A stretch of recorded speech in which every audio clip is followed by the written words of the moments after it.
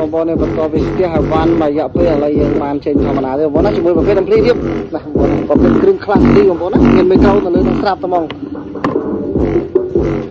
ហើយយើងសាកផ្នែកសាប់សិតលេង5តក102គ្រាប់សិតបងប្អូនណាតែពិតសងណាវាបងប្អូនអាចប្រើបានដល់5តក100នេះ4គ្រាប់នេះផ្នែកសាប់ទៅនេះបងប្អូនណាផ្នែកសង4តក75 4គ្រាប់ទី2សឡូមកតកន្លះ2ទឹកឲ្យបានគូថាទៅលើទៀតហើយនេះខ្ញុំសាកតែសាប់សិតណាអត់ចាំទូទៅបងប្អូនហើយសាប់វាបើប្រហែលជាចូល70%បងប្អូនហើយសាប់